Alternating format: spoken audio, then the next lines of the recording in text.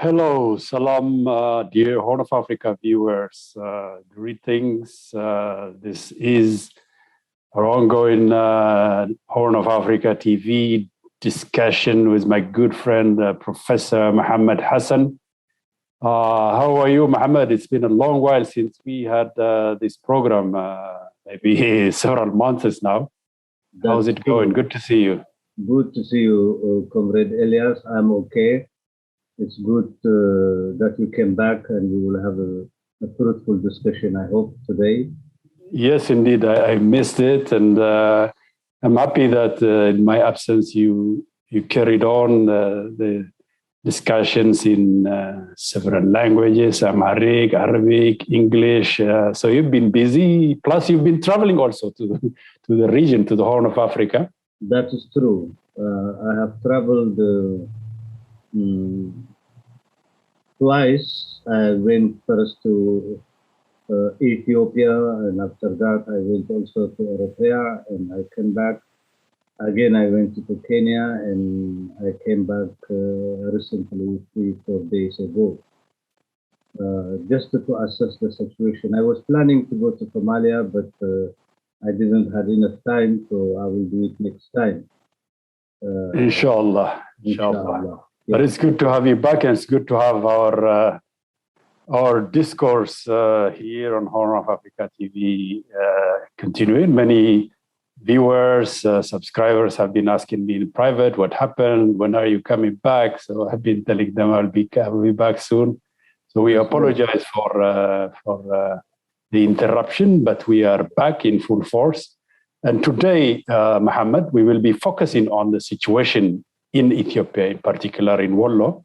But as you know, today also, November 4, 2021, is the anniversary of the starting of this madness, the war that the TPLF itself started, the Tigray People's Liberation Front, as you know, started it last year on the night of November 3, November 4, by attacking or taking preemptive lightning attack, as they themselves bragged and admitted, in the dead of the night, attacking the Ethiopian Federal Army bases to capture weaponry, and many people lost their lives there, many Ethiopian soldiers. The remaining, of course, fled to Eritrea, regrouped and attacked. So it would be remiss of us if we do not remember this day and pay homage and respect to the fallen Ethiopian soldiers, the victims of this war,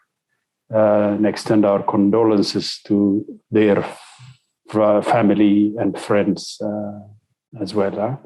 And also to all the victims of the ensuing massacres in Tigray, in Wollo, Maikadra, Afar, Galikoma, and in the Gondar area, and recently in Wollo, Kombelcha, all the victims of this senseless war that was launched by the ethno-fascist terrorist group TPLF. So with that, if you have any words, opening remarks, I will give you the chance. Of course, after TPLF was defeated in 2018, and gradually they withdrew to Tigray. Their objective was to organize in Tigray, to strengthen themselves in Tigray for several reasons. One, they were analyzing from their point of view that 80% of Ethiopian troops are stationed in Tigray at the border between Eritrea and Ethiopia. About 80% of the equipment of the Ethiopian National Army also was stationed there with all its equipment and so on. What they did is that in the process of 2.5 years, that their officers who have been in the Ethiopian National Army, one have to remember this very good to understand what's happening today. The Ethiopian National Army, in fact, it was not a national army, it was dominated by Tigrayan officers. When we speak of Ethiopian National Army, which is dominated by Tigrayan officers, you take that it is the majors and down the fighting force. About 50% of them, they were Tigrayans. And those, the lieutenant colonel and the colonels, about 60%. And the generals, they were about 80%. The remaining some generals from other nationalities, whether Amhara, Oromo, or Southern people, or whatever it is, they are in fact just cleric in the offices who didn't have also a lot of experience of combat life, and it was completely dominated. Knowing that, and also, of course, the intelligence service, which is also big, dominated by the Tigrayans, particularly the 20-25% of the upper echelon, they also moved to Tigray. So with all their equipment and all with their old information. So once they realized that gradually they are losing the momentum, and that Prime Minister Dr. Abiy was consolidating. We have to know that Dr. Abiy came without any or a single bullet to the power. He didn't have even a stick, but it is he maneuvered as much as possible to strengthen himself. And of course, he removed what is called the Because he had also the huge popular base, the popular rising or revolt. Absolutely. Without the popular base, he will not have stayed a minute. The popular base is there, and the hate against this ethno-fascist group, it was extremely high in the whole country. And the support for him is overwhelming, particularly that it is the anti-fascist sentiment was very high all over the country. And this also helped him to consolidate, and he continued. And of course, when they went back to Tigray, they developed a strategy of chaos. From there, that first mobilizing in Tigray, militias, and so on. And then, of course, sending weapons to other areas, making conferences in their universities. The politicians, the late you Musper, Abbas Ahaye, and all this, they were bragging from there and are saying that we have to have another option for Ethiopia, confederalism, secession, and so on. They also celebrated their 46th birthday. They organized their own election, and so on. Mm-hmm. They also were making intensive preparations for war. Huh? Indeed, they are beating up the war drums, scaring the people of Tigray that they are surrounded, isolated. Huh? Indeed, they did everything what have to be done, and to bring the people of Tigray in their side. And they are also trying to infiltrate by setting. They developed a strategy called strategy of chaos, which means that it is put fire around Prime Minister Abiy. Let him be busy by every time extinguishing the fire, and we will strengthen ourselves. But by this you mean igniting ethnic conflicts all over Ethiopia, except Tigray? Indeed, ethnic conflict, sending weapons, even criminal element for that matter, economic sabotage, and so on and so on. So in a way that it is to create a demoralization, at the same time to make it very difficult for the Prime Minister to control and to continue his journey for whatever he wants. So that was the purpose. But when they realize in 2 years and something, things are not going in the way they like it, and their wishful thinking could not succeed, then they have to go to the second level. And that second level is that, well, we have to take over the whole weapon of the Ethiopian army, which is stationed in Eritrea. And they said that the strategy first try to talk to them and win their heart and mind. They tried their best, but they didn't succeed. And finally, the attack on the 3rd of November, the army, and they killed what they killed. Men says that about 9,000 soldiers have killed, and they have taken over the weapon. And finally, the war started. And the war, thanks to the support of of course, also they have attacked Eritrea by sending missiles toward Eritrea in different places and so on. And their idea was, and they think that they can wage 2 wars simultaneously. One is marching toward Addis, another one is attacking and fighting against Eritrea. But that became an illusion, and they were literally defeated. and it is their fighting capacity totally reduced with a big number of it. And finally, they went into their holes.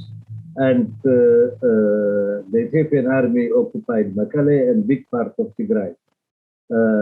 Here is some war is something you learn from battle to battle, from tactic to strategy, and so on and so on. The strategy, even though it was very clear, but it is the tactic sometimes it overlaps, and the pressure of the imperialist countries have been very heavy once the TPLF was losing and running for their life and so on, and some of their political leaders were eliminated and some were captured and so on.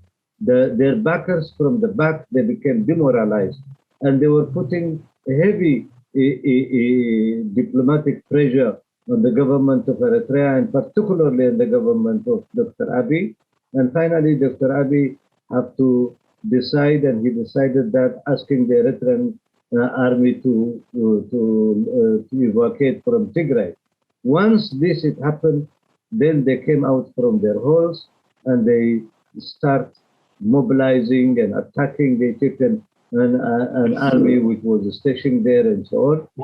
We should mention here that on June 28th of this year, that is almost 3 months and a half ago, the Ethiopian army, the Ethiopian National Defense Force, declared a unilateral humanitarian ceasefire for one, to allow the peasants to plant, because that's a rainy season for the farmers, very important. Two, to give time of reflection to the people of Tigray and maybe to the remnants of TPLF themselves, if they have any rationality, to think over this madness of continuing the war. And then, of course, they withdrew from Tigray and left it for the TPLF.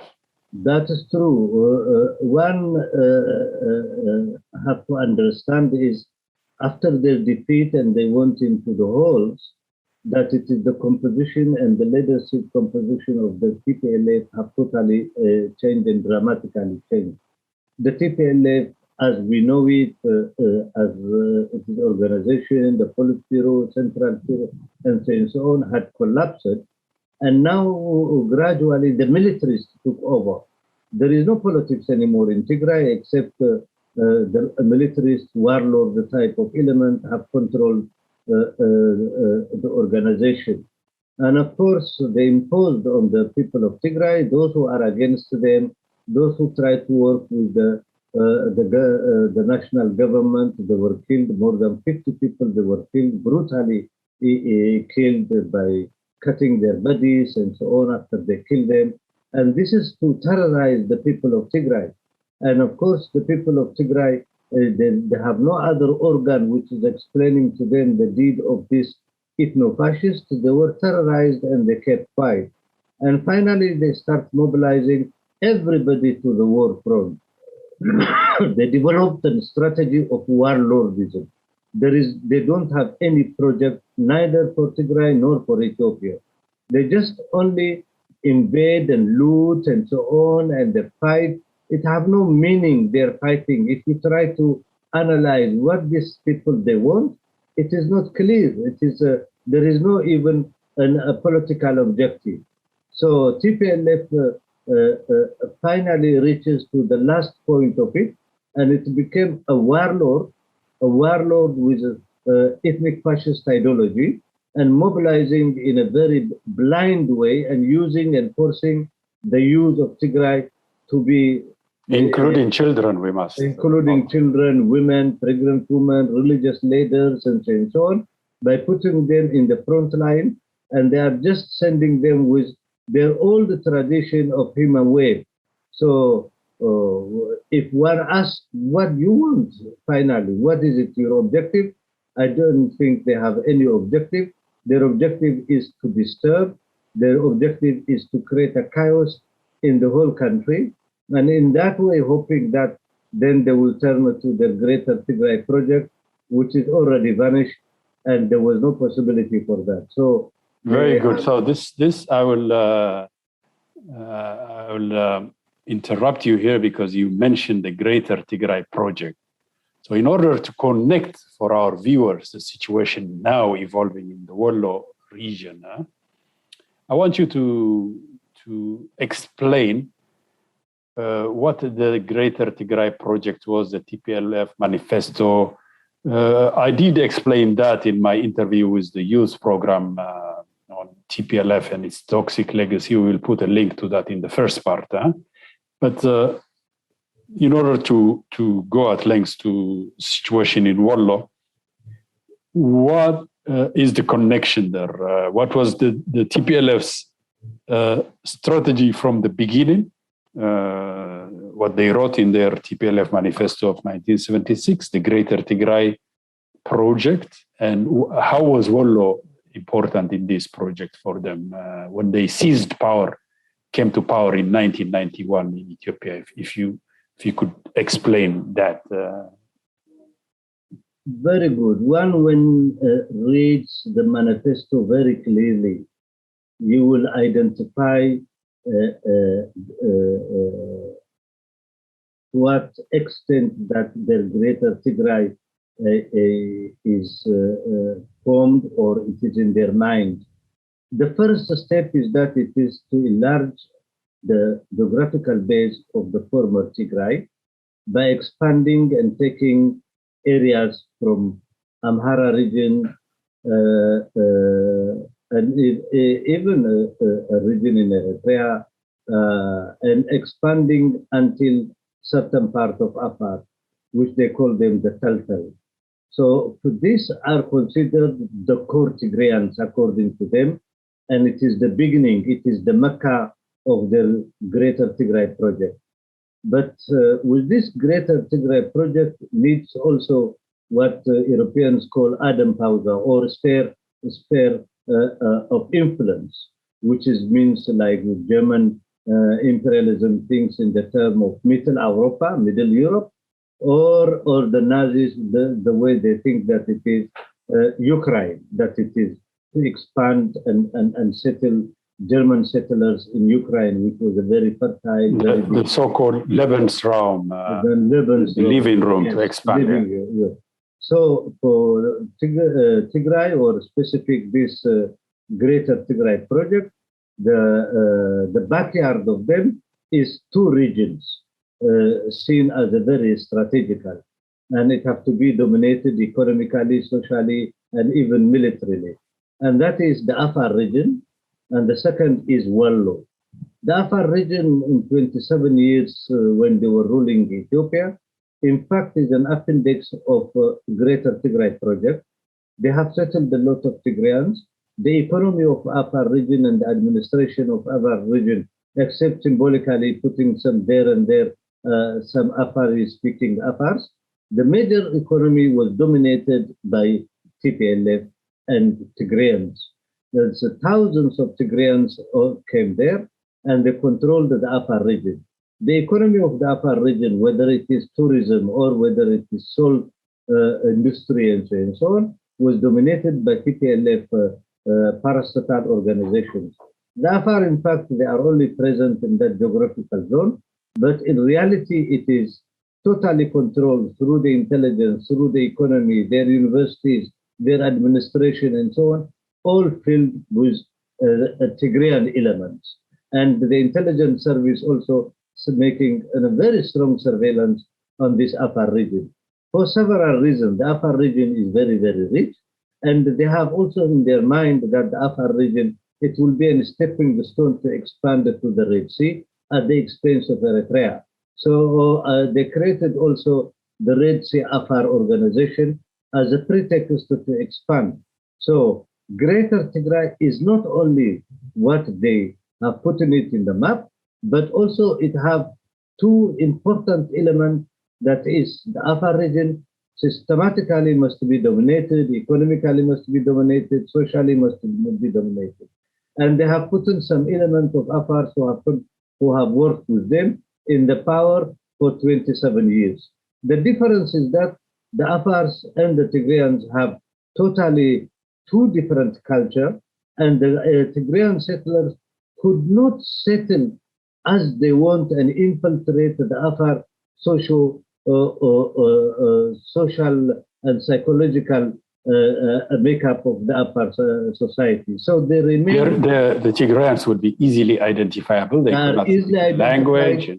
Indeed, language, culture, religion, and so on, even though they were the dominant. And the domination is based on jailing, arresting, killing, terrorizing, and so on, in a constant way. And that also frightens them, they know. But they could not emerge inside the society, and they became a fringe, and in fact, they became outsider while they are dominating that region. The second is Wollo. Wollo is that for them is an extension of Raya, and Wollo is supposed to be economically and socially have to be dominated.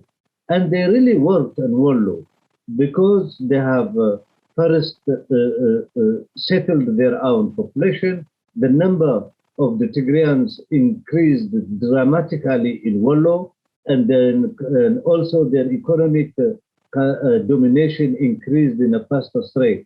And this Wollo starts from Raya. Even the Raya people, the Raya, Rayuma, they were dominated, and they have dominate them economically and psychologically. Most of the economic activity in Raya is dominated by Tigrayans. And as extension to that also, it continued to all Kobo, Waldia, then Dessie. They concentrated in Dessie. Many says that it is probably until 80, 90,000 Tigrayans have settled in Dessie, and most of the economic base also in their hand. And they extended also until Kombolcha and Bati. Bati also is dominated. Now to go back to the history. You're saying in 27 years then there was a systematic approach to change the demographics of Wollo and its economy by the TPLF. Indeed, because their concept is finally their project is for secession. And if secession comes, these areas also, they might join us, or they will be attached to us as an autonomous region, dominated by Tigrayan business people, by Tigrayan settlers there and so on. In fact, what they did, it is colonization. Like the Nazis, they tried to colonize Ukraine by settling their Germanic-speaking people in Ukraine and so on, and eliminate the local population, what they call the Slavic-speaking Ukrainians. The same what they did in Wollo. So they became prominent. Wollo, because of its multicultural psychology, and it is very peaceful area, accommodative. They have used that as a comparative advantage, and they dominated Wollo, and they dominated the economical base of Wollo. So they have. In order to help our viewers to make comparison, you knew Wollo when you were a child in the 1960s, 1970s, before the downfall of the emperor. Tell us a little bit about Wollo then, Dessie and the other towns, the social composition, the political economy, the class analysis, if you will. Why were you going to Wollo, to Dessie? I understand your father was a businessman. So tell our viewers comparative analysis of Wollo in the 1960s, 70s. And then we saw Wollo, of course, after the TPLF came to power. So if you can do that kind of analysis, focusing on class and the political economy.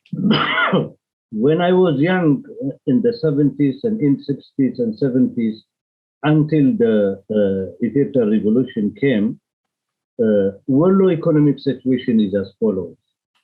Wollo as a province, it included also Hausa, big part of the upper area. And when you start from Hausa, Assefa, Dupti, and so on, then you come to Mille, and then you come to Bati, and then you come to Kombolcha, and you come also to Dessie. And from Dessie also you go to Haik, Waldia, until Raya, that the number of Tigrayan is almost non-existent. Non-existent. I mean, settling there, living there. Absolutely. There was no Tigrayans. Maybe there and there some families and so on, but their presence is not visible. Not even migrant laborers, seasonal. The migrant laborers, they used to come by foot from Tigray and pass through Kobo, lowland Kobo, and then come to Ausa in order when the time of harvest and collecting cottons. And they come there and they work for several months, and after that, in group, they used to go back to their Tigray. Similar to the situation in Humara. Similar to the situation in Humara. Yes. Therefore, when I was a young boy, I knew, for example, let's take as an example Dessie and analyze Dessie. Dessie, when you come from Kombolcha and you enter to Dessie, that road it's called HoA, means is the way to HoA or to Addis Ababa. In the left side of Dessie, of that HoA street, there is the local population, they live there, and there is a lot of bars and so on of local people who have opened there. On the left side, it's connected to the Arab Ganda. It goes until the center of the city, and you circle it down. It is the business area. The business area, in a sense, there were a good dominant Yemeni and Hadrami business people like the Bridgestone family, the Badahmans, Mohamed Abdul Wahab. I knew all these families who are traders there, and Wollo was one of the trade was some of them they trade on skin, which is exporting via Assefa and so on. So animal hide for animal leather. hide, yes, yeah. Animal hide, and a lot of other grains, which was also exported from there via Assefa to international market. So the dominant group did. As far as hotel, transportation, and so on concerned, it was dominated also by Eritreans. Ethiopians at that moment, that you see from Bati, Tamalso Kasai is a family called a person. I know him himself, the old man, children and so on. He had two hotels. In Bati, he had a hotel where a lot of truck drivers and so on, they used to go and eat and play karambola and so on. And then Karsa, a little bit outside Bati, he had a vacation resort and a farm. This is what is him, and it continues until Kombolcha. In Kombolcha, it was his brother who had the biggest hotel, and there was one Italian guy who had a petrol station of Egypt and a hotel. And there are two Ethiopians also from Wollo who had also brothers who had also a hotel at the edge of Kombolcha, the way to Bati. So you don't see any Tigrayans. And there is also two Sudanese families who had also a restaurant, which I know them personally, I know the family, I know the children, I grow up with them and so on.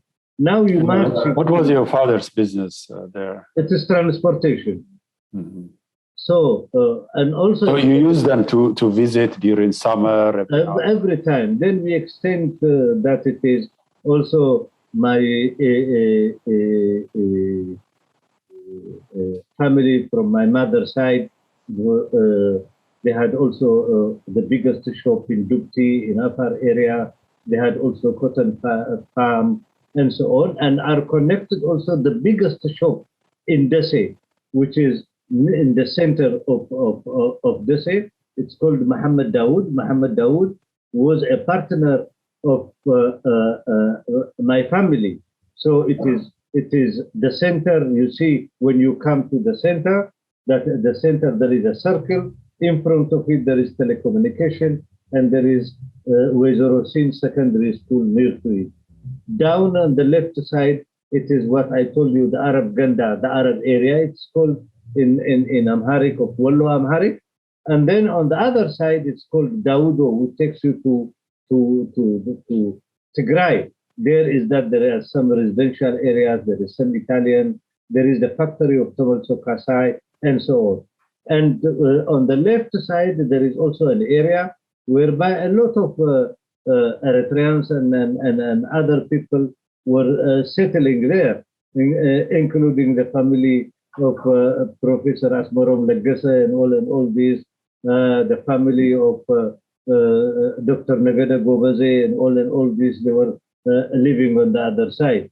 And then near to the center, there is another road which takes you to the palace of the Crown Prince.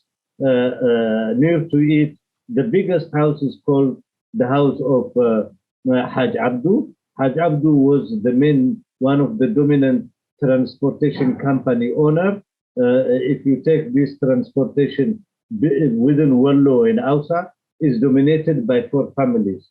One is Haj Abdu, the second is Gonafar, the third is Ismail, his mother, she is a Somali, and his father is an Eritrean. And these are the one economically dominated. In bus transportation. Huh? Bus transportation. Yeah, I remember from my childhood in Eritrea, the Gonafar buses and Haj Abdu buses as well. Yes, Haj Abdu is like a family for us. He's a good friend of my father. Also, Ismail is because of his mother. She is a Somali origin because he's too close. And then there is the Afars themselves, who are also some business people and so and so on. Bati, it was the last place where the Ethiopian finance to control contraband. So a lot of people in Bati, they are mix of Afars and Oromo. And the minimum, I remember in 1970s, the young, when I say that those who are 25, 30 years old and so on, they were boasting among themselves. And the minimum one, the poorest one had 100,000 Ethiopian birr. So Bati also had a very good traders with a good money. 100,000 birr in Ethiopia at that moment is a huge amount of money. So Bati also is dominated by this half Afars and half Oromos mix, the real Batians. They are also young people. Some of them finish secondary school and others, and they extend until Assefa, that their trade extends until Assefa and extends also until Lidar and until Djibouti and until Ausa in total. So in this, I have never seen a single Tigrayan businessman and a businesswoman. What I knew as a child, the poor Tigrayan peasant, in order to survive, after they farm and then they live to their wife, then they migrate as seasonal laborers, as they did in Wolkait and so on. They migrate and they come to Ausa to collect cotton for the cotton farms there, including the British Mission Coast and so on. We used to employ them. And we had a business in Dukti, and I used to see them in thousands coming and lying there. And I remember my uncle, he's buys a lot of breads and so on. And he says, Mohamed, go and give them, it is very hot. They give them bread and tea and so on, because there is no also a clean water for them and so on. They used to provide them water and so on. They work there, they collect their money, and then they disappear. You only see them on the time of the harvest. Seasonal migratory labor. Of course, in that the people of Tigray had suffered from economical conditions.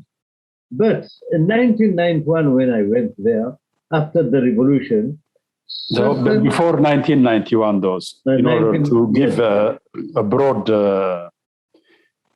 social political picture of what Wollo is, how about the peasantry in Wollo?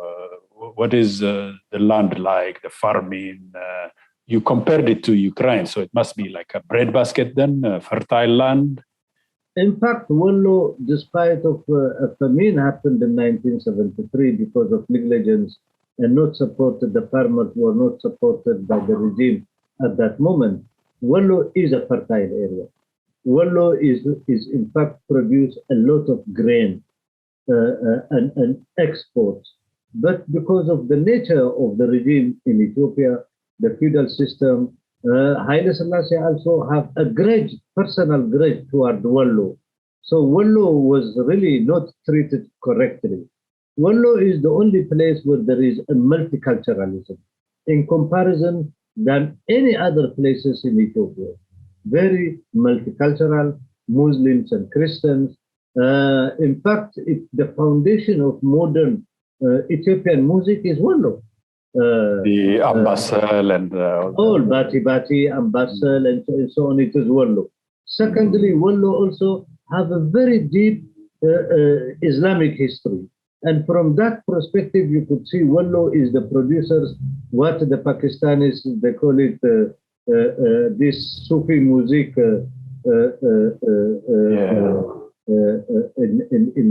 in Wollo, highly developed in Wollo, the Manzuma. Wollo is very unique place from all other Ethiopian regions. It combines, it played also a very important role in the building, we could say, before Gondar and before Tigray, of building of Abyssinian polity. Because it is the Gedu Oromo they want until Gondar and so on. For anybody who wants to know about Wollo, there is the young man who is half Afro-American and half Cape-Verdean, who have published a recent book, which is called, the title of the book, The Other Abyssinians, Yates, Brian Yates. It is a wonderful book, and I really advise people to read that book. It is just recently published, 2 years and so on. The role of the Gedu Oromo, that's why he called them the other Abyssinians. And of course, Wollo also suffered by invasion of Johannes. The brutality of Johannes against the Muslims in Wollo is not even forgotten. There is a lot of music, there is a lot of poesy about it. But Wollo, it is, as the Arabs they call it, is a very peaceful, multicultural, and also Wollo is a very beautiful people in a way, because of this mix and so on, that it is Wolloyes are very handsome, very beautiful women, and so on and so on. So I understand from pictures of Lij Iyasu, for example, as a young man, he was tall, handsome. And, in fact, here I would like to add my personal life in relation to Wollo, and even to extend to the family of Lij Iyasu. Lij Iyasu, he had a son whose mother, she is an Afa, Menelik Iyasu in Addis Ababa. Lij Iyasu is a good friend. This Menelik Iyasu is a good friend of my father. For those who are not familiar with Ethiopian history or viewers, Lij Iyasu was the grandson from his mother's side of Emperor Menelik II, and also the son of Nugus Mikael, or originally Muhammad Ali, who became Nugus Mikael, right? Of Wollo. Yes. And he was supposed to succeed the throne after the death of Emperor Menelik, but machinations of Teferi Makonnen did not see that succession materialize. Let's just put it that way. Yes, it is unfortunate that Ethiopia could have developed differently. This person I knew as a kid is the son of Lij Iyasu, son Iyasu. His name is Menelik Iyasu. His mother, she is an Afa. The very strange thing is that he is born around the Awash River area, Gawani area. He was a friend of my father. He is married to a Somali woman. And there is also another person who is a friend of my father. He is also, his name is the Jazmite Sayyid Abdul Karim. He was the son of what the British call him, the Mad Mullah, Sayyid Abdullah Hazan. Oh, the famous Somali resistance leader. Somali resistance leader. What made me aware of Ethiopian politics as a child, the opportunity I had, these people, they were friends of my father, and they loved my father. So me, I was their sons. Sometimes I used to take Menelik Iyasu and the Jazmach Sayyid Abdul Karim. I take them to walk around the piazza. And I was a young boy. So what it surprised me is that certain time when cars stop and they look very deeply on Menelik Iyasu. And me and Menelik Iyasu, we spoke Arabic because he doesn't speak Amharic. His Amharic is very poor. So one day we went home after lunch and so on. He used to sit and take and talk. I asked him, Uncle Menelik, why the cars they are stopping and staring to you? He didn't answer. Then I looked. There is the picture of the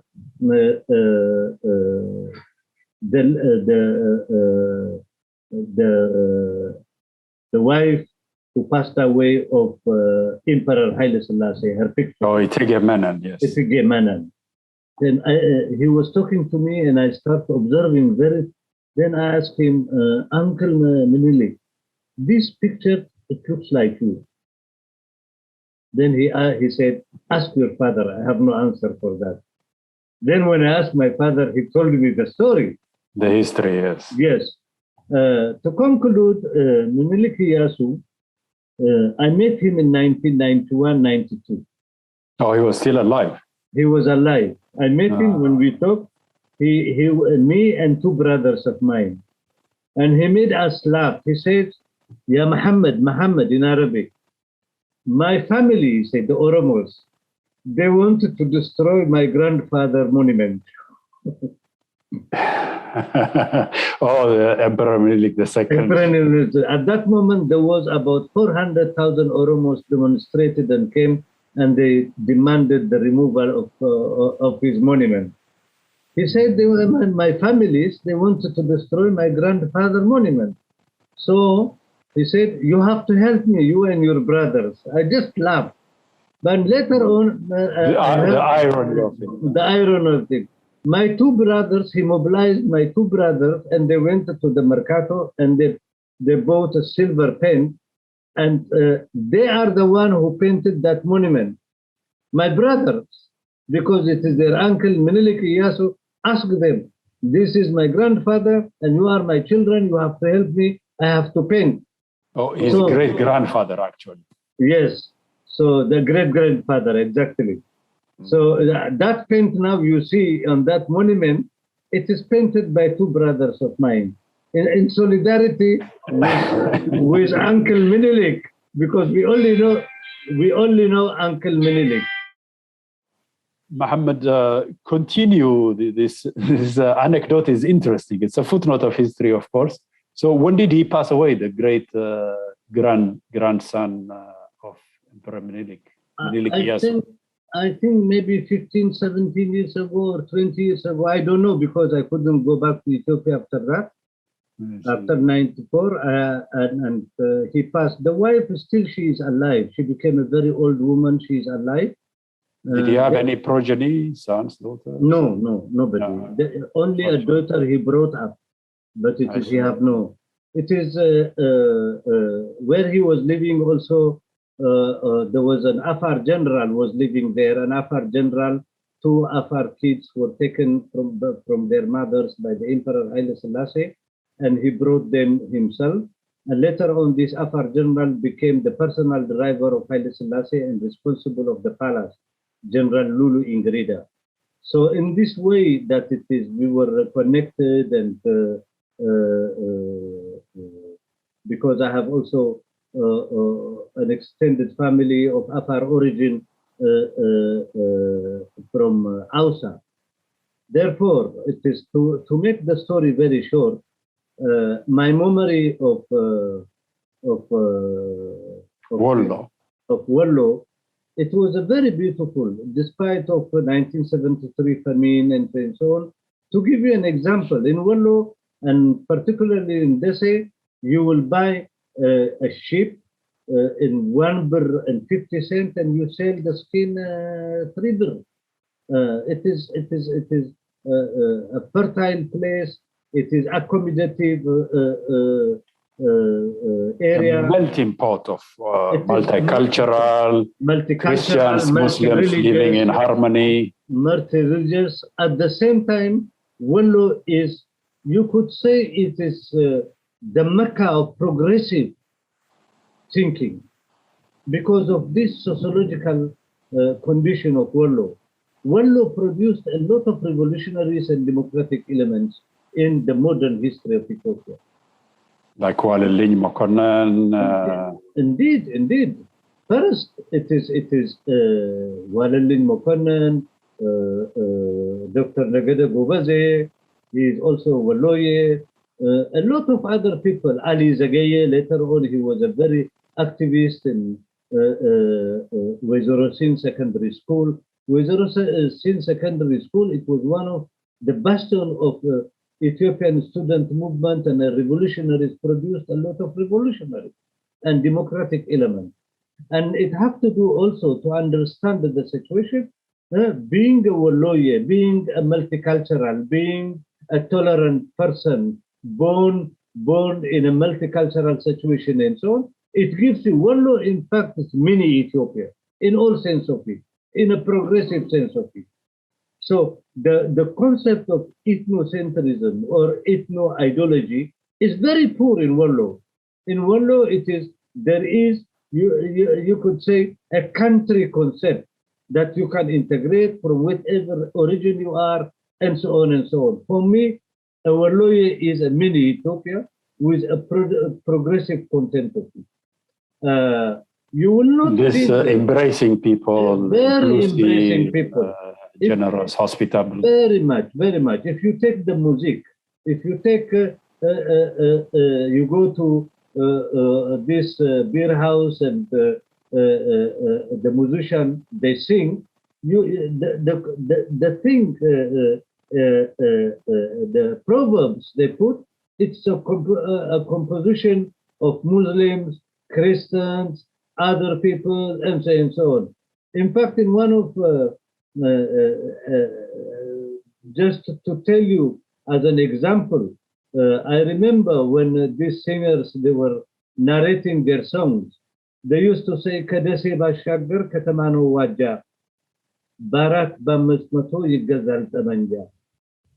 Faranj Sukota Ilal Kozofare, Somale Sitara Ilal Kale Kale.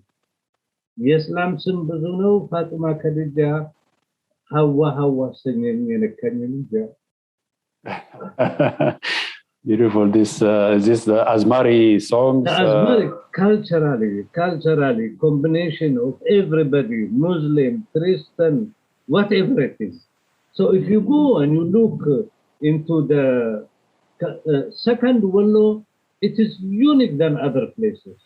When on Friday, when we were kids, mothers, they used to make a sort of what they call kolo, and they invite us as kids in the morning, and we eat that, and we used to sing for the family, and it is very strange. It is I'm sure now the elderly people my age and so on, they can remember it. Allahu da'i da'imu, aluyunna umar da'im. So there is this poesy, Sufi poesy, Islamic poesy. We used to do that as a kids, and every family invite us, and we sing that song. Like a madih type of thing. Madih, exactly. Madah in Amharic language. The other thing is Wollo, there is what they call wadaja, whereby a feast will be organized, a woman, she makes a wadaja and so on, and then they sing and they do maddahin, what in Arabic they call them maddahin.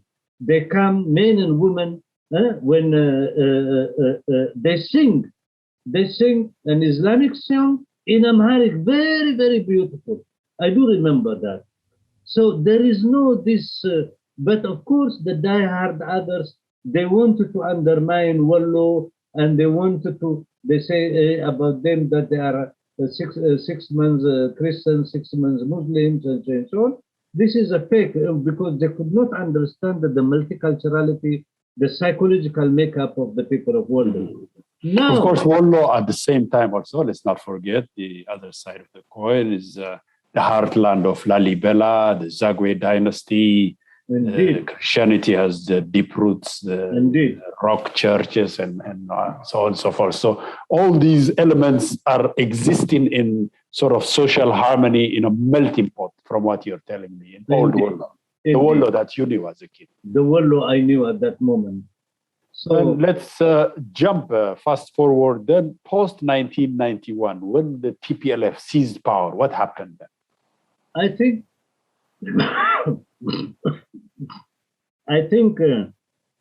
TPLF thought about it. Wollo is the opening door for them.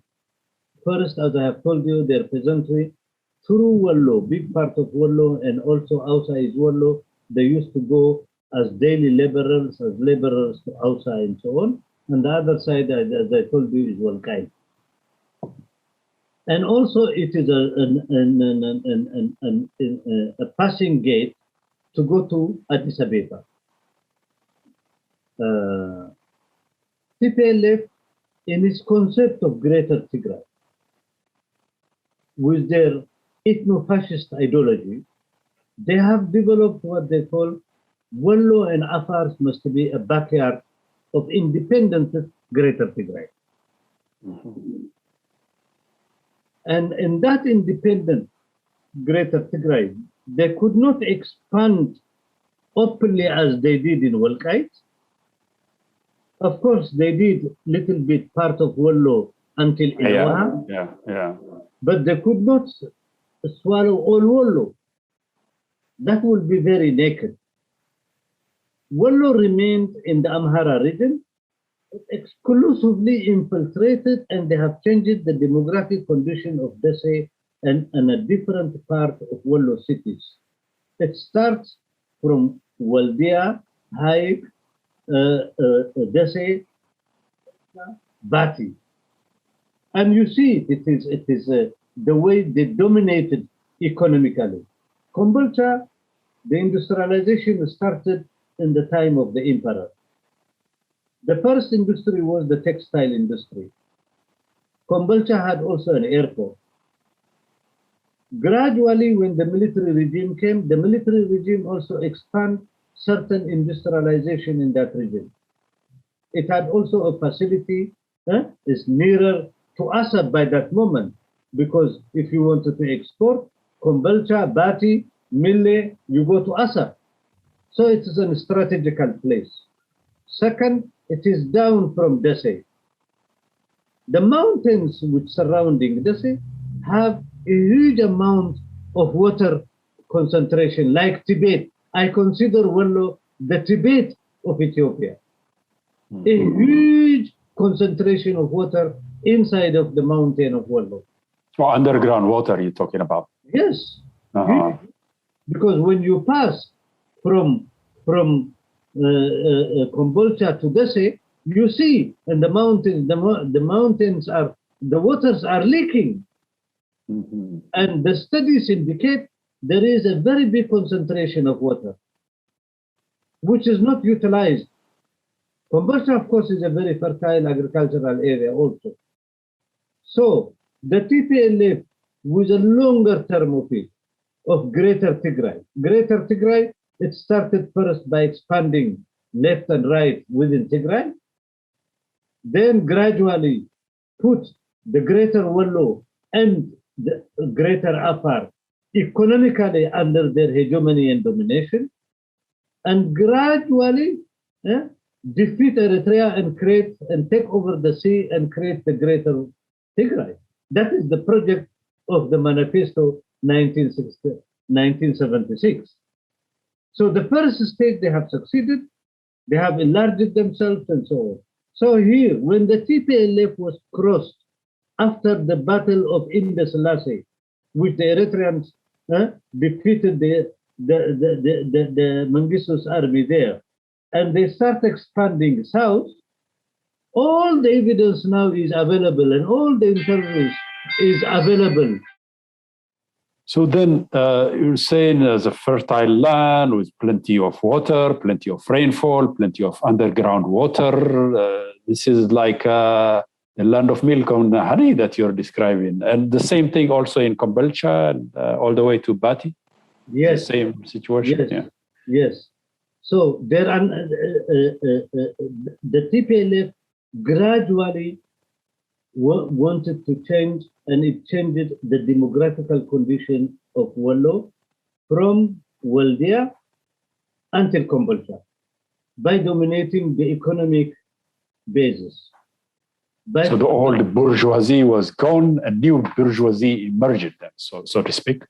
Yes, what happened is that when the military regime was defeated, in three stages, when the military regime came and the revolution happened, that the traders and the bourgeoisie existed in Wollo were defeated and nationalized.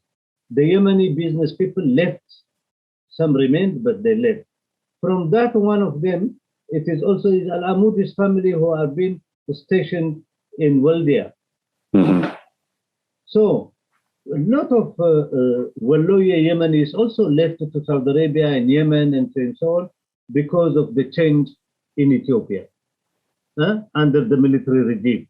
But 1991 is another qualitative change. Qualitative change, in a sense, is that the TPLF, without explaining, without saying anything, systematically was moving to Wollo.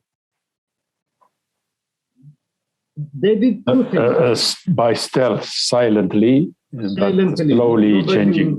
Nobody without noticing it. What happened is that when TPLF crossed Tigray and is going to Wollo and other places, wherever they reached, any city, anything they reached, they looted the banks, they looted the government cars, they looted all government projects existed there, and they looted it and they took it to Tigray. This you're talking about 30 years ago, 1991, 30. Right? Yeah. The process going from Addis Ababa, from Tigray, from the end of Tigray, down through Wollo to Addis Ababa and so on, it is also based on looting.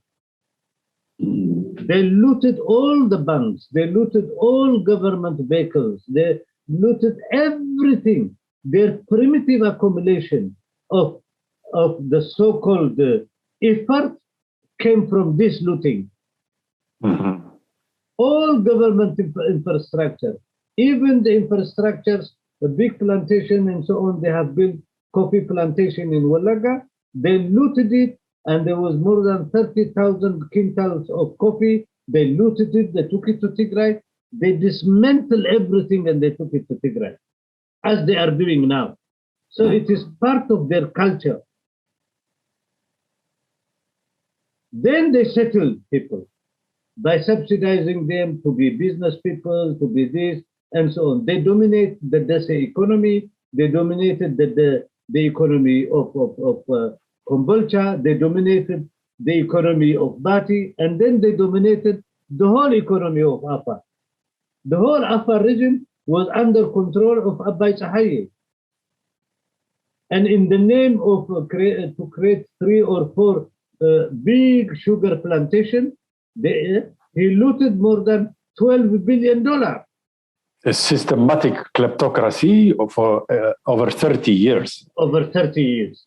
And at the same time, they have infiltrated that society and they created their fifth column. Now, this fifth column, in support of them who attacked in Dessie, the army, also in Kombolcha, everywhere they passed, they have armed and organized for the last 2 years and a half when they were stationed in Tigray, and mobilization, destabilization of the government of Prime Minister Abiy was also using the fifth column of Tigrinya speakers and so on. And some of them even, they are now a lot concentrated in Addis Ababa. I hope the security will take care of it and have to make a serious surveillance on them. So these elements immediately who collaborate and immediately join with the bandits which TPLF is sending. They are the enemy within. So when you compare the situation on the Afar front recently, the reason the TPLF was not able to penetrate to break the resistance there, also was not able to break the resistance in the Gondar area, Dabat, Dabarak, Debre Tabor, Gaind, but managed to somehow, at least for the moment, succeed in Wollo is what? The fifth column element? It's three elements. First of all, Dabark, Gondar, and all this knew and knew Tigray very well and knew the psychology of Tigray. Mm. And Tigrayans who have went to this area and settled, they are known and the Gondaris know them very well. When the revolt started 2018, the population in Gondar area and so on revolted and chased away about 70,000 Tigrayans who have lived for a very long time there, and they chased them to Tigray because they knew each other. Wollo have no that experience with Tigray. Plus Wollo is also sort of melting pot. Multi-pot and so on. So that worked against them. That worked against them. Their multicultural psychology, it turned against them. It became negative when this ethno-fascist that. Mm-hmm. And nobody in Afar, how about the situation? In the Afar area, they were the dominant, but an isolated dominant, like a colonialist.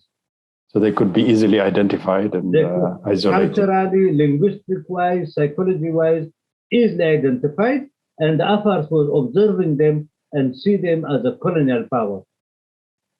They dominated everything. An occupying force. An occupying alien, force.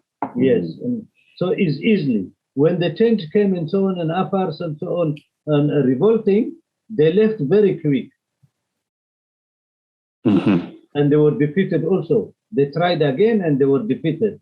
But Wollo, their comparative advantage of multiculturalism, it became negative because to them, that the fifth column, which is living with them and so on, grow up with them, made wells with them and so on, it was in fact a collaborator of the ethno-fascist organization of TPLF. So you're saying then by 2018, when the TPLF fled to its home base in Tigray, in Magale, it was scheming about this invasion ahead of time, making sure there are cells, networks of these fifth column elements all over Wollo, so that when the time for the strategy of chaos, the open war invasion came, they would use them, so to speak. Indeed. First of all, they left from Addis, they left 20,000 Tigrayans armed in Addis.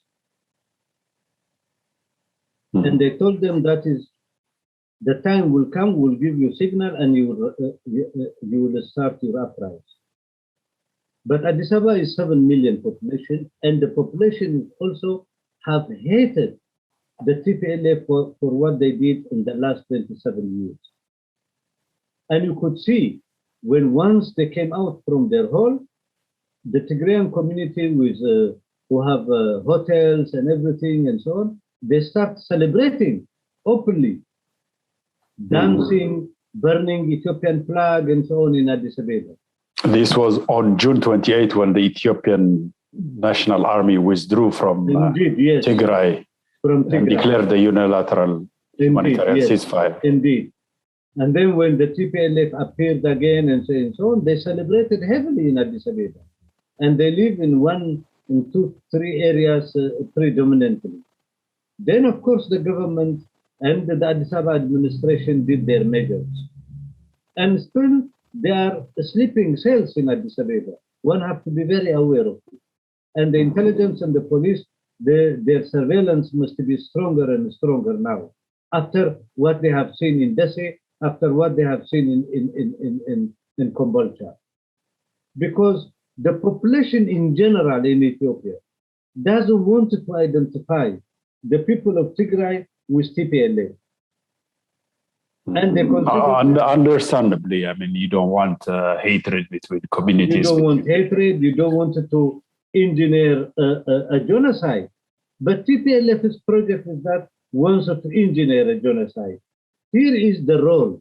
By doing like this, that the US, European Union, they are also engineering a genocide by supporting TPLF.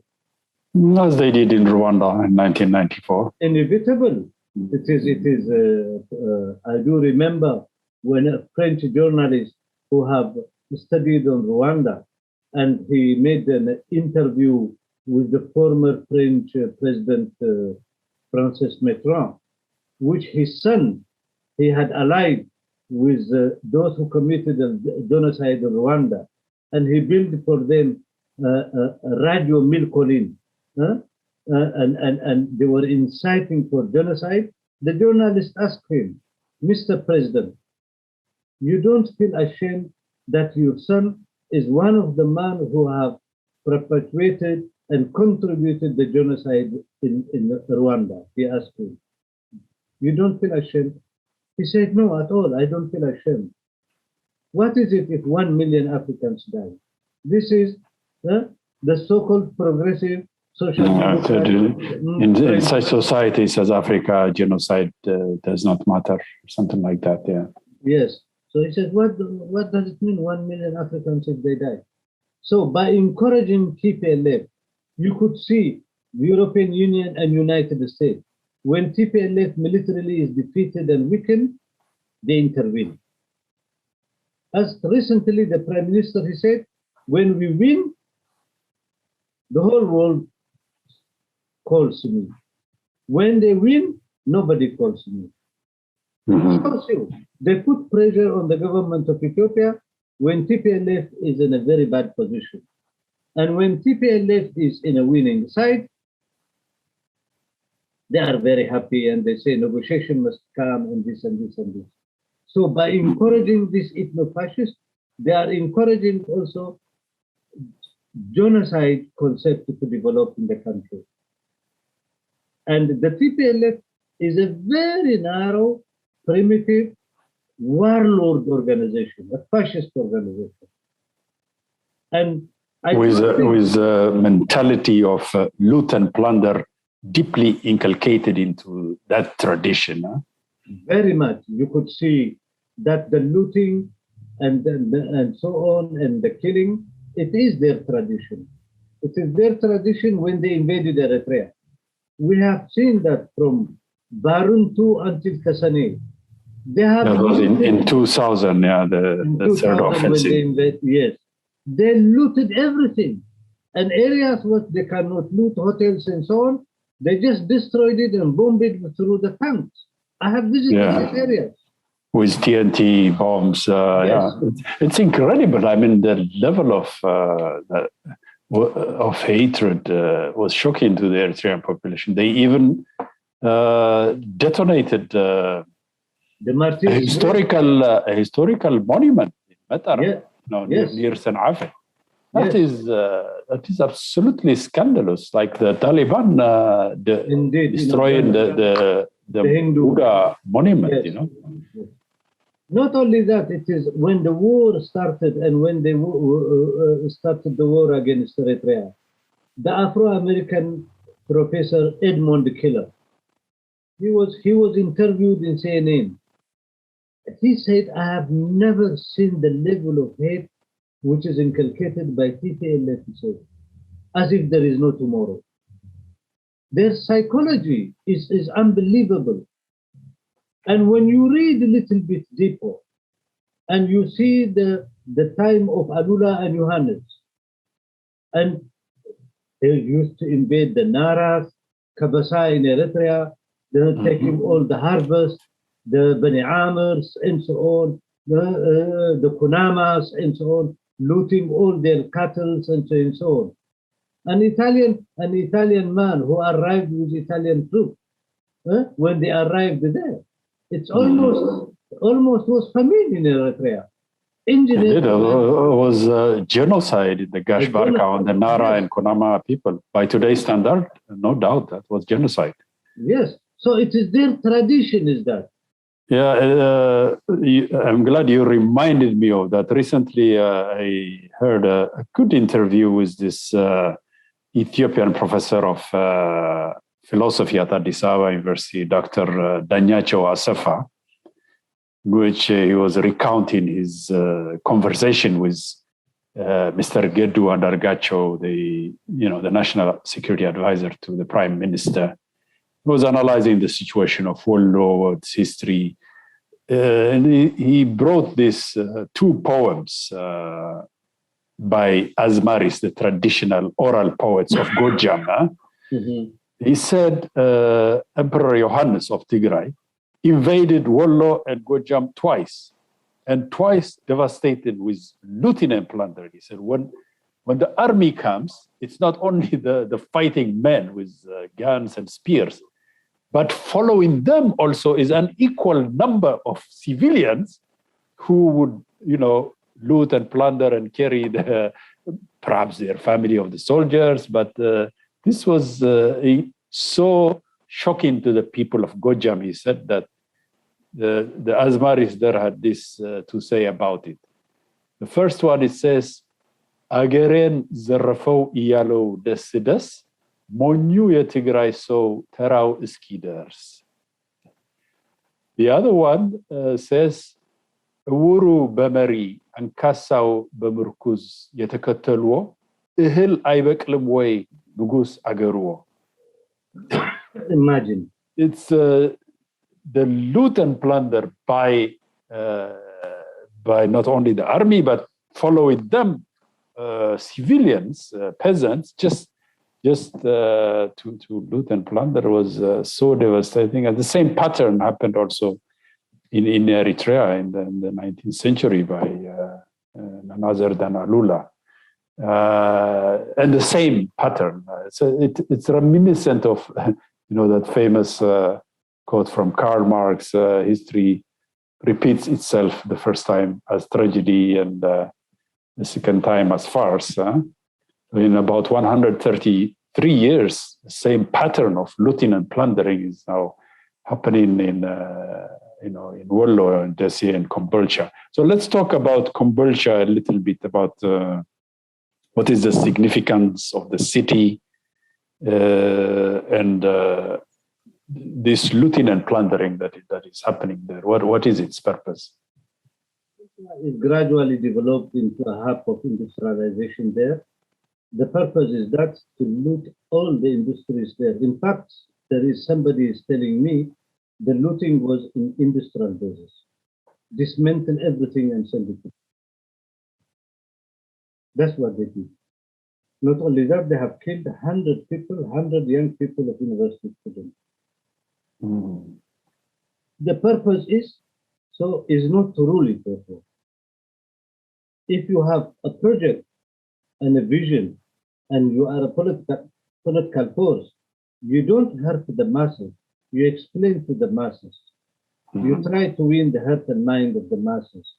You try to sell your own project. If you have a project for a new Ethiopia. No, they don't have. These are just fascist bandits, just like locusts coming to destroy. Ethiopians, they have to be very, very aware.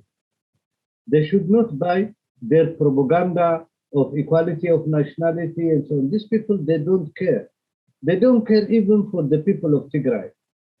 Wollo is the neighbor of the people of Tigray. Why you create such antagonism which will remain for very long time between the generations? The people of Tigray the people of Wollo will never forget what happened to them. Second, what happened in Dessie. More than 30,000 Tigrayans who have settled there, made wells there, lived there, and so on, probably intermarried and born and so on. They are the one who became the fifth column, taking the gun and fighting the national army and allowed this ethno-fascists to enter into Dessie. This battle finally, and TPLF finally will be defeated. But they don't care, these generals and so on, because they are fascist and useless elements. But the people of Tigray will pay a price. I appeal to the people of Tigray to reason. These people, they don't bring them any solution except they bring them to the hell. They have created antagonism among all the people of Ethiopia. In no way Ethiopians will accept TPLF to rule them. It's impossible. That chapter is closed. And they will fight them, and by every means they will fight them. In fact, they have ignited the anger, which is little bit forgotten the last 3 years. And Dr. Abiy never used that as in order to incite ethnicism and racism and so on and so on. But now the population will take to defend itself. They will take weapon in their hand, and the so-called democratic countries, so-called Europe and United States, they are engineering the breakup of Ethiopia. They are engineering a genocide in Ethiopia by encouraging an ethno-fascist organization, by telling them, go ahead. Probably they are giving them the satellite cover. They are listening the telephones and the communication of the army and telling them beforehand. They are encouraging them. So the issue, every Ethiopian must think today, what is the purpose of United States and European Union? Did they want to destroy Ethiopia? Balkanize? Rwandas, the one who had been the Greek who was born in Tanzania, who have developed a grudge and hate against African people, brought up in Kenya, a racist element who had been an special envoy for European Union and so on, Rwandas. The ambassador to the Horn of Africa, and now currently is lobbyist for the TPLF, I believe. Yes, he's lobbyist and a racist, a deep racist, a Greek origin, forgot what happened to the Greek people, and have been, he was born in Tanzania, this man. He is a son of a refugee. And so he have no even a self-confidence of him, and he cannot even learn from the history of his own people. How they suffered his parents and left in 1920 after being defeated and so on, and humiliated and dispersed all over the world. This is the man who is now demanding that Ethiopia must be Balkanized like Yugoslavia. That is why we in orthopedagogy, we say that abuse the children, they will abuse their children. It is a pattern developed in their psychology. This man, he was abused. His parents are abused, but he wants to abuse Ethiopia. He's demanding the dismantling of Ethiopia. TPLF leaders, they are the same, psychologically sick people. And they don't even think beyond their nose. I appeal here to the all people of Horn of Africa. We have to be united and destroy this ethno-fascist as soon as possible if we wanted to have peace and we work together to build a new future for ourselves, our children, and for our grandchildren. Then we must say enough, enough. We should not, now in Ethiopia, they should forget all their differences and concentrate on the enemy. And we have to be united strongly and defeat this ethno-fascist organization and bring a peace to that country for a very long time. And we, the Horn of African people, I appeal to brothers Somalis, I appeal to our brothers Eritreans, I appeal to the whole people of Horn of Africa to be vigilant that the imperialist forces of Europe and United States, they are cooking for us a hell. They want the whole region to blow up and that we suffer and millions die and so on in order to stop so-called Chinese trade. And ensure their hegemony in the Red Sea arenas. Yes, Red Sea and Indian Ocean. This is what the Persian proverb says. If the hand you cannot cut it, kiss it. This is the strategy of European Union and United States. We should not be shy We have to say a cut. It is our right to defend our right of self-determination, to have peace in the region which is our right for life. We, all Ethiopians in diaspora, wherever you are, all Eritreans in diaspora, all Somalis in diaspora and people of Horn of Africa, it is right now to unite and forge a very strong united front in all fields of it, from collecting money to demonstration, to mobilization, to public diplomacy, and inside the country they have to mobilize, take the gun. Anybody is above 18 have to fight, man and woman, to save her life, her family, her country, her dignity. I appeal to all Ethiopians to put their differences aside. Their differences is secondary. Whoever sits in the throne is not important. We have now to support the government, stand with the government, and be strong and be very proud and be patriotic and defend. We are in a difficult situation. They are cooking for us to be destroyed. They are cooking for us day and night, supporting them with satellite, giving them information by satellite telephones. Probably even they will smuggle for them mercenary forces through different places like Blackwater and so on, who can fight for them in the front line and so on and confuse us. Finally, I appeal, be patient. Listen what the government is telling. Don't panic.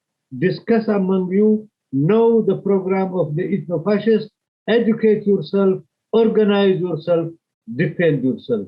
This is my appeal to all Ethiopians, brothers and sisters. We have to fight. We have to fight for our survival. We have no other option. And I wish you all the best. Leave your differences. Those narrow, disabled elements in our community, forget them. This is our handicapped who cannot see, who cannot hear, who cannot listen. This, forget them. We will turn to them later on, but unite as much as possible. Very strong words of appeal, which very sensible and in a way also echo the Ethiopian Prime Minister Abiy Ahmed's statement to his cabinet of ministers. This ongoing total mobilization, state of emergency. How do you see it? How are the various regions or killils responding to it, the Ethiopian people overall, despite some elements who want to, as you say, create panic and chaos among the population? It seems from observations so far that the Ethiopian people are rallying, very much angered. Also, there is a growing resentment and anger against the unfair political machinations of the West, who have been pressuring all this time. And now when the TPLF is clearly committing massacres everywhere in the Amhara, in Wollo, in Afar, and using child soldiers and what have you, committing all kinds of war crimes and crimes against humanity. Complete silence, no condemnation whatsoever. Instead, they're calling for negotiations. And now that the TPLF seems to have the upper hand. But what in the remaining minutes, what I would like you to address is, of course, we are not military strategists, but how do you see the rapport de force, the balance of power, the deployment of forces? TPLF, of course, has penetrated deep into the Amhara land in Wollo, but it's also overstretching its logistical lines. How do you see this debacle, this chaos that the TPLF unleashed? How do you see it ending? Some are saying Wollo will be the burial ground of TPLF, echoing the famous predictions of Sheikh Hussein Jibril of Wollo over 100 years ago. seer, visionary poet and religious leader, Sheikh Hussein Jibril, that predicted that. And I believe also Gedu Andargachew in his talk to youth of Dessie about a week or maybe 10 days ago, he sort of alluded to this tambit, this prophecy that indeed Wollo will be their burial ground, he said. So do you see that scenario? And if you can connect all this for our viewers and by way of concluding remarks. First of all, I wanted to use a proverb by a Yemeni woman when she was talking to her son about war. The woman, she told him, my son, al-harb hiya khid'a. War is not only battles. Above all, war is the ability to control the information and to isolate the enemy from information. If I may interject here, the famous Chinese philosopher, military strategist Sun Tzu said this in his great book, The Art of War, 2,500 years ago. The opening chapter says, all warfare is based on deception. Al-harb hiya khid'a, the same thing. Yeah? The enemy have penetrated beyond its territory. It has no ears, has no eye, and has no language. In order to continue and to do what they do now, they have a fifth column. That part must be destroyed. That part must be closed. That the enemy, his ear, his eye, and even his nose will not hear anything and breathe anything of information in Wollo.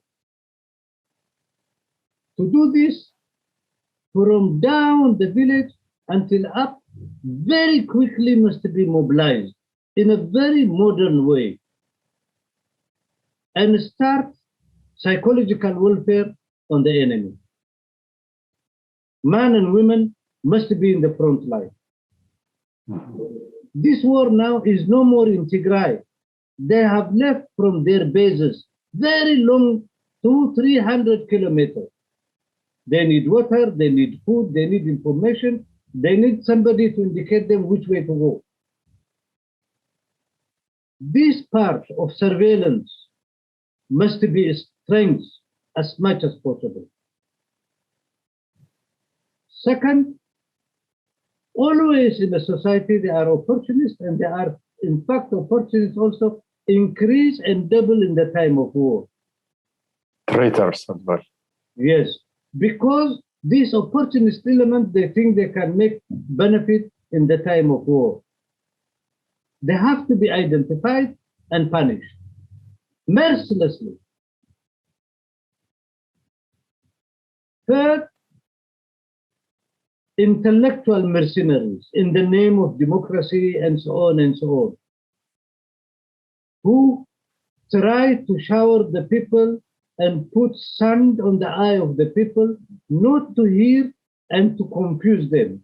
This must be also combated and eliminated from the market and exposed to the people. And spread defeatism as well. Huh? Of course, that is the fifth column. Always, this is one of their jobs.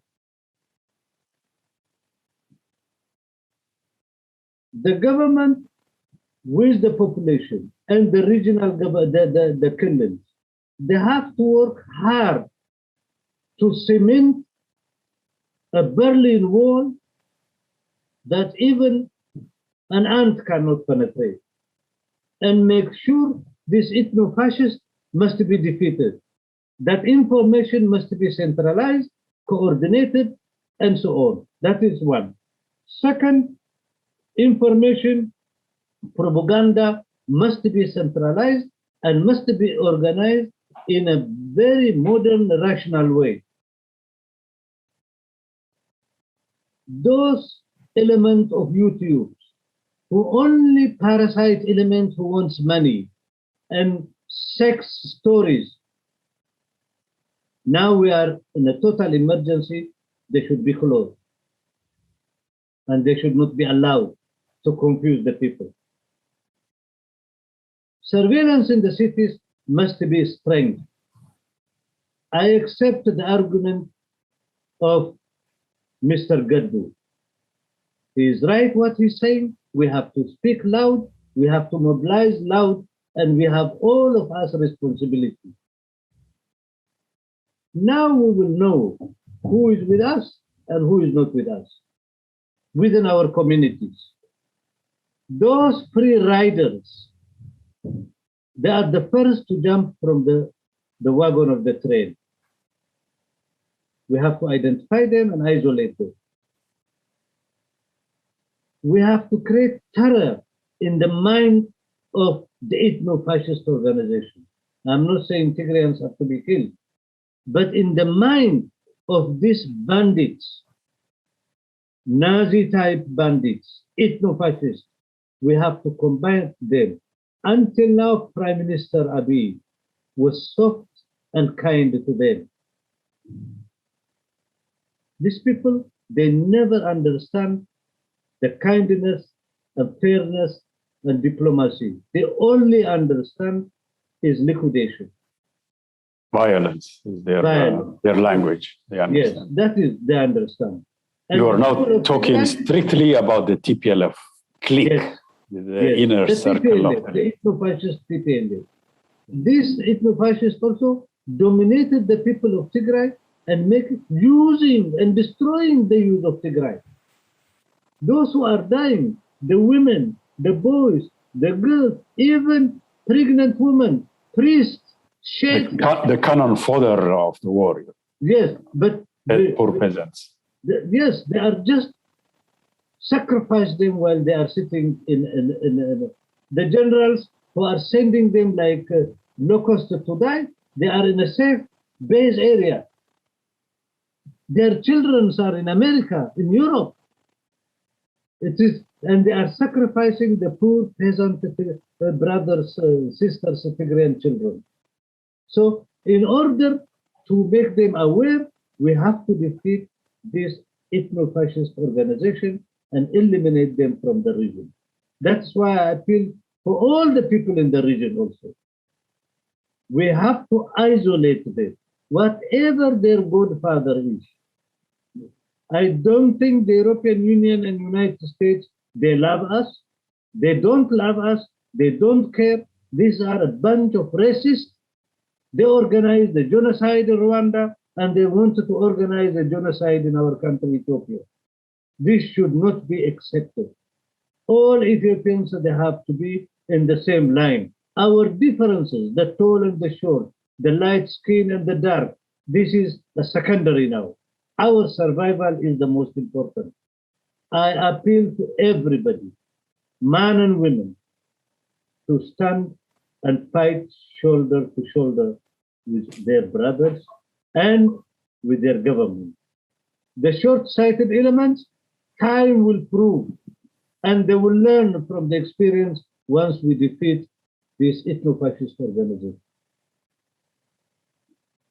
And the West, the declarations that are coming now from the United States State Department about increasing sanctions, withdrawing HoA for Ethiopia, arms embargo, and what have you. What do you make of this? It's a paper tiger. This is their usual. Not only that it is one of the propagandists, and in order to create panic in the country and terror, is the American embassy in Addis Ababa. By releasing saying that that it is, please don't travel outside of Addis Ababa. You have non-essential families have to leave the country and so on, to create a chaotic situation in Addis Ababa. On it's that, part of the psychological warfare. The psychological warfare. I say they should tell them to leave our country, all of them. Look, When Erdogan told them that it is the 9 or the 10 ambassadors, he said that they are persona non grata. Norway, she was crying for the last 1 week. What we have done, well, these small fishes, they want to threaten us. I appeal to Prime Minister Abiy, tell them to leave. They don't feed us. We have lived for centuries in that part. They don't want to stay. They don't want to obey the Vienna Convention. They are encouraging and inciting terror in our capital. Then they should leave. In fact, they should close these embassies and tell them goodbye. The world is not United States, the world is not only European Union. European Union is a collection of small rats. We are more than 100-something million. The region is more than 300 million. Well, we have the resources, we have the history. Little Belgium wants to play in the Human Rights Commission. Let them leave. So I really... Is the time for being firm because the past year... that the government of Ethiopia have to be firm. Cut. The past year has not produced anything. I mean, diplomacy, being flexible, allowing unfettered access to journalists, to aid organizations, and all that. And yet, Ustaz Mohamed, in the educated class circles of Ethiopia, the intelligentsia, there is this line that says we have to be more flexible, more diplomatic, as if Ethiopia is on the wrong. What do you make of that? What should be done? What is the responsibility of intellectuals in this regard? It remembers me. I advise Ethiopian intellectuals to read and study one important book written by an American man born in Austria, Raoul Holberg, The Destruction of European Jewry. The man who organized, and he thought that German will be with the Nazis, they will make sense. He organized systematically and identified for the Nazis, for Ekman, who is a Jew, is the Jewish Radman, what they call the Jewish Committee Chairman. This man, he is systematically organized with Ekman in the name of saving Jews. He handed over all German Jews. When it is completed, Ekman come to him in the morning, and they gave him a nickname, the Führer, like Hitler. Then Ekman, he said, I'm very sorry, I like you very much, but now we came to take you also. It's your turn to go to the gas chambers, yes. Auschwitz. Yes. Then he said, give me time. His daughter, she ran away, and she was being exiled in Portugal. He wrote a letter to his daughter, in case one day when she come back, she can find the letter. And then, as being a good German, he also put money in the envelope for the electricity and the heating system, that if when in his absence they can come and they take the bill. He was taken to Auschwitz. In old age, he survived when all those people are killed, and he came to United States. And then he wrote a book in 1954. He says, a human being doesn't surprise me, he says. Why the heaven darkened? And he explains the responsibility of people like him for being coward, he says. At least the Gypsies have resisted. We could have resisted the Nazis, he says. These intellectuals who are Ethiopian origin frightened until their bottom. They are not intellectuals, they are schooled in their schools. who cannot understand what the imperialists did and the Chinese people and other people in the world, and India and so on, have no self-confidence. They don't differentiate between a lion and a small cat. They are the one who are advising, let's do it by diplomacy. Somebody is coming to destroy you, you stop him through diplomacy. Therefore, I really ask them, be patriot, see the reality as it's on the ground, be part and contribute. Don't sing the song of enemy. Even though you live within them, you can combat and you can fight. There are a lot of American Democrats can listen to you. Why you get frightened for the small hamburger you get? So I appeal to them and those intellectuals who facilitate, who are very afraid and coward, who leave them aside. But the other honest, patriotic element, they have to stand and say no. Hands of Ethiopia. Hands of Ethiopia. Thank you very much, your comrade, Ustaz Professor Mohamed Hassan, for this elaborate tour de force of Wollo and its history, its culture, political economy, class analysis. These are exactly the things that are lacking and that need to be explained to the Ethiopian people, to the people of the Horn of Africa, and to the international community as well, because there is a lot of disinformation. By way of closing, I would like to read a few sentences from a very famous American revolutionary of his time, Thomas Paine, during America's Revolutionary War against the British in 1776. Thomas Paine later also went to join the French Revolution, and he wrote The Right of Man, for his period a very enlightened, progressive. So during the war in America, he was a pamphleteer, like a propagandist for the cause.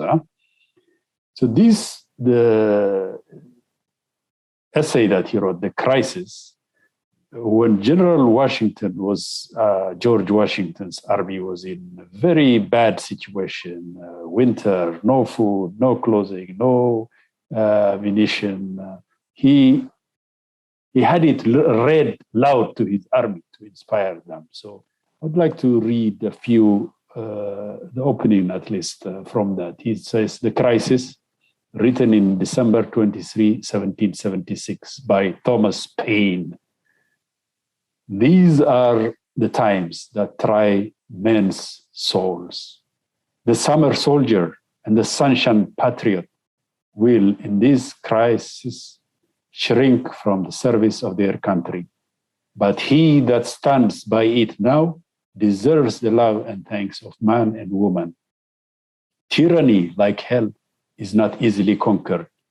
Yet we have this consolation with us that the harder the conflict, the more glorious the triumph. What we obtain too cheap, we esteem too lightly. It is dearness only that gives everything its value. Heaven knows how to put a proper price upon its goods, and it would be strange indeed if so celestial an article as freedom should not be highly rated. Britain, with an army to enforce her tyranny, has declared that she has a right not only to tax, but to bind us in all cases whatsoever. And if being bound in that manner is not slavery, then is there not such a thing as slavery upon earth? Even the expression is impious, for so unlimited a power can belong only to God. And so on and so forth. But what he's saying, in this time of crisis, we don't need sunshine patriots. The real patriots rise in times of crisis, in difficult, hard times, when the going gets tough, not when everything is fine, peaceful. Everybody can be a patriot and sing. Those are called sunshine patriots, or maybe to use the Amharic word, Yedil Atbiya Arbenyoch. Exactly. No, in these critical time now, Ethiopia needs real patriots, real men and women to rise up to the occasion. So we salute all those who are fighting hard on the front lines, making the sacrifices, the men and women, peasants organizing. It's a time for mobilization, responding to the call. So we here in the Horn of Africa, and I'm sure you will join me in that, we are stand in solidarity with them, and we call on all the peoples of the Horn of Africa, Eritrea, Somalia, Sudan, Djibouti, South Sudan, to stand with Ethiopia now in its time of need, as it resists this ethno-fascist terrorist group called Tigray People's Liberation Front, which are not a liberation army. They are, as you said, looting and plundering bandits, ethno-fascist group. Also to resist imperialism's agenda of interventionism, of sowing chaos, disintegration, Balkanization, and what have you. So we have to stand firm in solidarity together. And with that, thank you very much, dear Professor Mohamed. If you have any concluding thoughts that you have not included or by way of solidarity that you want to extend, I will give you a couple of minutes to wrap it up. I have nothing. I have completed it. Thank you. We are in very good. Thank you. Good to connect with you once again to continue our Horn of Africa TV discourse, dialectic discourse, and we shall do it once a week at least, inshallah. Until next time, for myself and my comrade Mohamed Hassan, I am Elias Amare. Salam.